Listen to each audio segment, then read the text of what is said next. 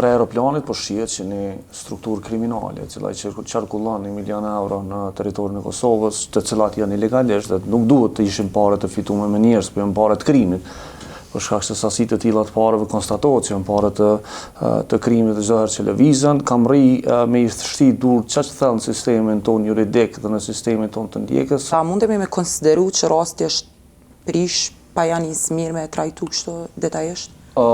Prej aeroplanit po shihet që një strukturë kriminale, e cila qarkullon 1 milion euro në territorin e Kosovës, të cilat janë ilegalisht dhe nuk duhet të ishin pare të fituar me njerëz, por janë pare të krimit. Për shkak se sasitë të tilla të pareve konstatohet që janë pare të krimit dhe çdo herë që lëvizën, kam me i shtit dur çfarë thellë në sistemin ton juridik dhe në sistemin ton të ndjekës, saqë njerëzit e cilët janë në zonë tu i vozit makina dhe tu e transportu mjetët, janë liru para kohë, pra para se me u përfundua dhe procesi fillestar hetimor. Arsyet pse ka ndodhur kjo duhet me u analizu në mënyrë shumë të detajume dhe me u kuptu që prej momentit kur është ndalë vetura,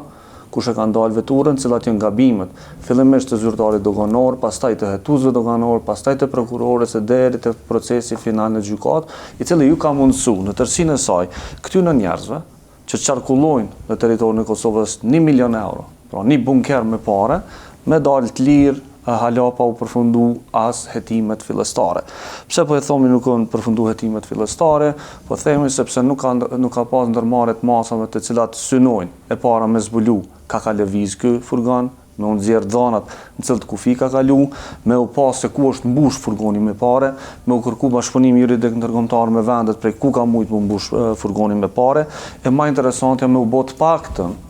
po e them të paktën, një bastisje shpive prej ku këta njerëz jetojnë dhe ku këta njerëz veprojnë. Pra, qatë shpejt ta njerëz janë liru, sa që autoritetet nuk mrin as informacionet inteligjente për i veneve të tjera me i marë. Dhe kur e sheh krejt këtë kutit Pandorës në këtë situatë, lirisht mundesh me konstatu që